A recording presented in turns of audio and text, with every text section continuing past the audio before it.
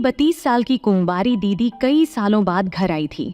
शादी में रुचि न होने पर पापा से बहस करके जॉब करने दूसरे शहर चली गई थी। तब से वह वहीं रह रही थी। उसके आने के बाद से वह हमेशा मेरे आसपास घूमती रहती थी। एक दिन जब मम्मी पापा घर पर नहीं थे, मैंने गलती से जीन्स की चैन को गलत जगह पर फंसा लिया। तब दीदी मेरी मदद के लिए आई, लेकिन उसके बाद उसका अजीब तरह से मुझे अनचाहे जगहों पर छूना शुरू हो गया। वह बोली, तुम अभी 17 साल के हो, फिर भी तुम्हारा ये इतना बड़ा है, तुम तो बहुत बड़े हो गए हो। ऐसा बड़बड़ाते हुए दीदी ने मेरा वह देखा और वहीं, नमस्ते दोस्तों, आज की इस कहानी में आपका स्वागत है। इस कहानी में मैं एक लड़के का रोल निभा रही हूँ। मेरा नाम रोहित है और मैं 10वीं में पढ़ता हूँ। मेरी दीदी कई सालों बाद हमारे घर आई थी। वह 32 साल की थी और अभी तक उसकी शादी नहीं हुई थी। मेरे मम्मी पापा दोनों जॉब करते थे। दोपहर को स्कूल से घर आने के बाद मेरी देखभाल करने के लिए घर पर कोई नहीं होता था, इसलिए पापा ने दीदी को हमारे घर बुला लिया था। मुझे देखते ही दीदी ने मुझे गले लगा लिया। उसने कहा, रोहित बहुत जल्दी बड़ा हो गया है। दीदी को घर आने के बाद से वह मेरे कमरे में ही रहती थी। मैं भी खुशी खुशी अपना कमरा उसके साथ शेयर कर रहा था। दोपहर को जब मैं स्कूल से घर आता तो मेरे हाथ से बैग लेने से लेकर खाना खिलाने तक मेरी सारी देखभाल दीदी ही करती थी। मैं अब 17 साल का हो गया था और 10वीं में पढ़ता था। दीदी को घर बुलाने का एक और अहम कारण था। करीब 1 महीने पहले मुझे थायराइड का पता चला था। इतनी कम उम्र में ही मुझे थायराइड के कारण एंटी थायराइड इंजेक्शन लेनी पड़ रही थी। जो एंटी थायराइड देने के लिए घर पर एक मेल नर्सन आया करता था। जैसे नर्सन होती हैं, वैसे ही मेल नर्सन भी होते हैं। वह लड़का हर दिन दोपहर में मुझे इंजेक्शन देने के लिए आता था। देखते देखते दीदी को घर आए कई दिन हो गए थे। मेरे स्कूल जाने से लेकर मेरे पढ़ाई तक की पूरी जिम्मेदारी दीदी ही उठा रही थी। एक रात अचानक मेरी नींद खुल गई। मेरी नींद अचानक खुलने का कारण था मेरे शरीर पर घूमता हुआ हाथ। दीदी अचानक मेरे शरीर पर हाथ फेरने लगी थी। मुझे शरीर पर किसी का हाथ फेरना बिल्कुल पसंद नहीं था। मुझे लगा ये सब दीदी से गलती से हो रहा है, लेकिन धीरे धीरे दीदी की कुछ ऐसी चीजें मेरे सामने आने लगी जो मुझे बिल्कुल पसंद नहीं थी। उस दिन मैंने पहली बार उसका वो अजीब व्यवहार देखा था, इसलिए मैंने उससे कुछ नहीं कहा। लेकिन अगले दिन भी दीदी ने फिर से वैसा ही कुछ किया। लगातार 2 दिन तक दीदी के इस अजीब व्यवहार को सहने के बाद मैंने तय किया कि अब मैं उससे इस बारे में बात करूंगा। अगले दिन जब मैं दोपहर में स्कूल से घर आया और खाना खाते समय मैंने उससे सवाल किया।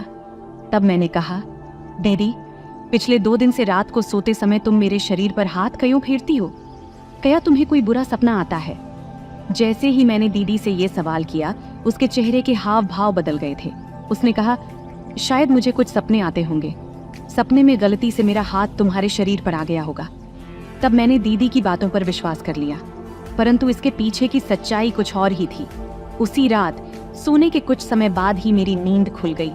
सोने से पहले मैंने प्यास लगने के कारण 2 गिलास पानी पिया था और इसी कारण मेरी आधी रात में ही नींद टूट गई थी। मैं उठा और देखा कि दीदी मेरे पास नहीं थी। मुझे लगा कि वह बाथरूम में होगी, लेकिन वह कमरे के बाथरूम में भी नहीं थी। तब मैंने उठकर दीदी को ढूंढने की सोचा। फिर मैं कमरे से बाहर निकलकर चारों ओर नजर दौड़ाया। तब दीदी मुझे मम्मी पापा के कमरे के बाहर दिखी। वह मम्मी पापा के कमरे में झांक रही थी। वह वहां क्यों झांक रही थी, ये मुझे भी समझ में नहीं आ रहा था। तब मैंने दीदी की ओर जाने की सोचा, पर तभी वह मेरे कमरे की ओर पलट गई। अगर मुझे दीदी देख लेती तो उसे लगता कि मैं उसका पीछा कर रहा हूँ, इसलिए दीदी के मुझे देखने से पहले ही मैं अपनी जगह वापस जाकर सो गया। कुछ ही देर में दीदी भी कमरे में आई। आते ही वह अपनी जगह सो गई और उसका वही अजीब व्यवहार फिर से शुरू हो गया। वह फिर से मेरे शरीर पर हाथ फेरने लगी। दीदी ऐसा अजीब व्यवहार क्यों कर रही थी, ये मुझे समझ नहीं आ रहा था। पर एक बात मुझे जरूर समझ में आई थी कि वह मम्मी पापा के कमरे में कुछ देखती है और फिर मेरे शरीर पर हाथ फेरती है। दीदी आखिर मम्मी पापा के कमरे में क्यों झांकती है, ये जानने की मेरी इच्छा बढ़ रही थी। अगले दिन दोपहर में घर पर मैं और दीदी ही थे। दीदी मेरा पढ़ाई करवा रही थी। जब वह मेरा पढ़ाई करवा रही थी तो मैंने उससे सहजता से सवाल किया, दीदी, तुम इतनी सुंदर हो, फिर भी तुम्हारी शादी क्यों नहीं हुई? इस पर उसने कहा, पहले मुझे लगता था कि शादी एक बहुत तनावपूर्ण रिश्ता होता है, क्यों बेवजह उसमें फंसना, पर अब धीरे धीरे मुझे शादी की जरूरत महसूस होने लगी है। लेकिन अब मेरी उम्र इतनी हो गई है कि मेरे उम्र का जोड़ीदार मिलना थोड़ा मुश्किल है। दीदी के जवाब पर मैंने फिर से उससे कोई और सवाल नहीं किया। तब चुपचाप मैं पढ़ाई करने लगा। कुछ ही देर बाद इंजेक्शन देने वाले ब्रदर मुझे इंजेक्शन देने के लिए घर आया। इंजेक्शन लेने के बाद मैं थोड़ी देर के लिए सो गया। जब मैं सोकर उठा तो उठते ही मुझे तेज भूख लग गई थी। मुझे मैगी खाने की डच्छा हो रही थी, इसलिए मैंने दीदी से मेरे लिए मैगी बनाने को कहा। उस समय दीदी मम्मी के कमरे में थी। जब मैं उस कमरे के पास गया तो मुझे दीदी वहां कुछ अलग ही रूप में दिखी। वह अभी अभी नहाकर बाहर आई थी। वह खुद को शीशे में ऐसे निहार रही थी जैसे वह 18 साल की लड़की हो। दीदी का खुद को निहारना अब कब खत्म होगा, इसकी प्रतीक्षा करते हुए मैं कमरे के बाहर खड़ा था। लेकिन वह तो खुद को हीरोइन समझकर और भी अदा बिखेर रही थी। इधर मेरी भूख भी कंट्रोल नहीं हो रही थी। आखिरकार मैं दीदी के कमरे में चला गया। मुझे देखते ही दीदी थोड़ी शर्मा गई। उस समय वह वैसे ही मेरे सामने खड़ी थी और मुझसे बातें करने लगी। दीदी उस वक्त नहाने का गाउन पहने हुए थी। मुझे देखते ही उसने कहा, उठ गए रोहित तुम? अच्छा, अब आ ही गए हो तो बताओ मैं कैसी लग रही हूँ। मुझे भूख लगी थी इसलिए मैं वहां गया था, लेकिन दीदी तो मेरे मुंह से अपनी तारीफ सुनने में व्यस्त हो गई थी। तभी उसने मेरा हाथ पकड़कर मुझे आईने के सामने ले गई। एक हाथ मेरे गले में डालकर वो मेरे पीछे खड़ी हो गई। उसने कहा, रोहित तुम्हें क्या लगता है, क्या मुझे अब भी शादी करनी चाहिए? दीदी के इस सवाल पर मैं क्या जवाब दूं, समझ नहीं पा रहा था। मैंने उससे कहा, दीदी शादी करना तुम्हारा निजी फैसला है, इस पर मैं कुछ नहीं कह सकता। मैं तो यहाँ इसीलिए आया था क्योंकि मुझे बहुत जोर से भूख लगी है। क्या तुम मेरे लिए मैगी बना सकती हो? मेरी बात सुनकर दीदी हंस पड़ी। उसने कहा, मैंने तो तुम्हें बड़ा समझा था, लेकिन तुम अब भी बच्चों की तरह व्यवहार कर रहे हो। कोई बात नहीं, अब तुम्हें समझदार बनाने की जिम्मेदारी मेरी है। ठीक है, तुम यहाँ रुको, मैं तैयार होकर आती हूँ। उस समय मैं उस कमरे से बाहर आ गया। कुछ ही देर में उसने मुझे मैगी बना के दी। उसी रात मैंने तय कर लिया था कि मैं मम्मी पापा के कमरे में झांकूंगा, क्योंकि मुझे जानना था कि दीदी वहाँ क्यों जाती है। रात में सोने के बाद कुछ ही देर में मैंने अपनी आंखें खोली। उस समय मैं जानबूझकर बड़बड़ा रहा था, पानी कहाँ है, प्यास लगी है। लेकिन कमरे में पानी नजर नहीं आ रहा था, इसलिए अब मुझे किचन में जाकर ही पानी पीना पड़ेगा। मैं यह सब जानबूझकर बड़बड़ा रहा था ताकि दीदी को लगे कि मैं सचमुच पानी पीने जा रहा हूँ, क्योंकि मुझे अच्छी तरह पता था कि वह भी जाग रही है।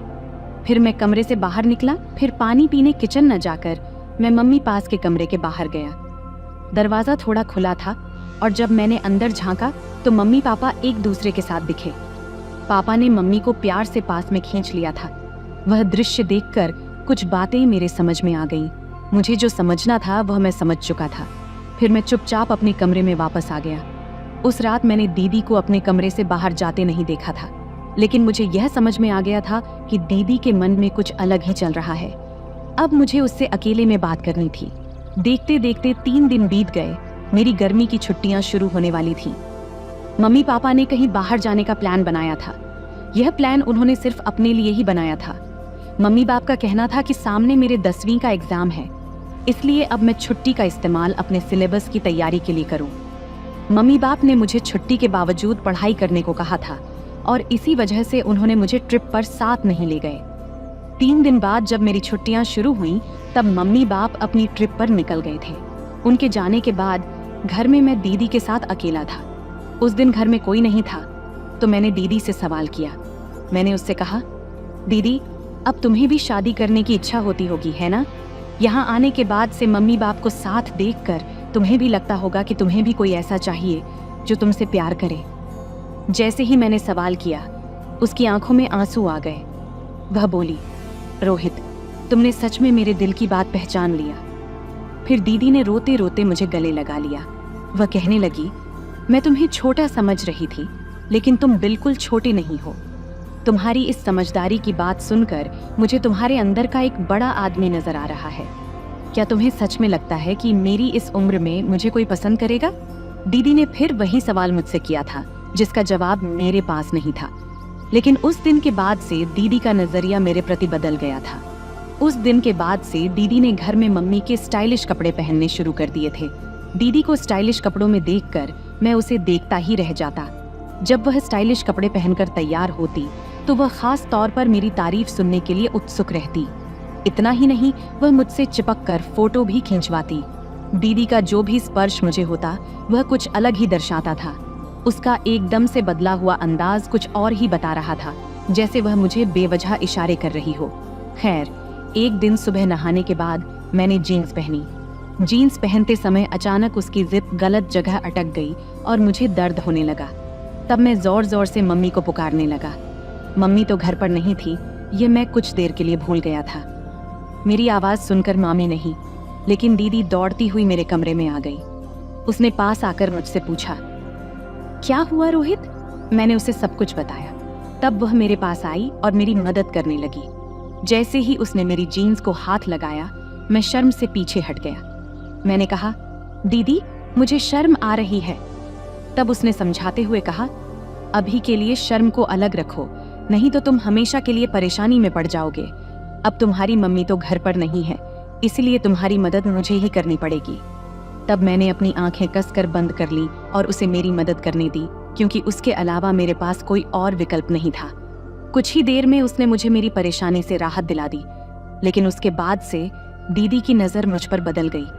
जब उसने मेरी मदद की तो अनजाने में उसका स्पर्श गलत जगह हो गया था। मेरी मदद करने के बाद वह मुझे एक अलग नज़र से देखने लगी थी। उसने कहा, रोहित, मैं तो तुम्हें इतने दिनों से सामान्य समझ रही थी, लेकिन तुम तो 17 साल की उम्र में ही बहुत बड़े हो गए हो।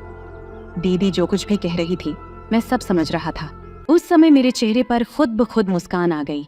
उस दिन के बाद दीदी ने कहा, आज से जब तक मम्मी घर नहीं आती मैं तुम्हें नहला दिया करूंगी। मैंने उसे मना कर दिया, क्योंकि मैं बहुत ही शर्मीला था। मेरे इनकार पर दीदी ने कहा, ठीक है, नहाना तुम खुद ही करो, लेकिन नहाने के बाद तैयार करने की जिम्मेदारी मेरी होगी। आज तुमने जो गड़बड़ की थी उससे बहुत बड़ा समस्या उत्पन्न हो सकता था। आज के बाद मैं तुम्हें तैयार करूंगी। उसकी बात पर मैंने सहमति जताई। उस दिन हमेशा की तरह दोपहर में ब्रदर ने मुझे इंजेक्शन देने घर आया। इंजेक्शन लेने के बाद उस दिन मैं रोज की तरह सोया नहीं था, बल्कि उठकर कमरे से बाहर चला गया। हॉल में आते ही मैंने टीवी चालू कर दिया। टीवी की आवाज सुनकर दीदी मम्मी के कमरे से बाहर आई। शायद वह मम्मी के कमरे में आराम कर रही थी। दोपहर में जिस तरह से दीदी तैयार हुई थी उसका मचलना कुछ अलग ही था। खैर, आज भी दीदी ने छोटे कपड़े पहने थे। उसने कहा, रोहित, मैंने खास तुम्हारे लिए पानी पूरी बनाई है, रुको मैं किचन से लेकर आती हूँ। किचन में जाते समय उसने टीवी बंद कर दिया और पानी पूरी लाने के लिए किचन में चली गई। वह मुझे हॉल में भी पानी पूरी खिला सकती थी, लेकिन उसने ऐसा नहीं किया।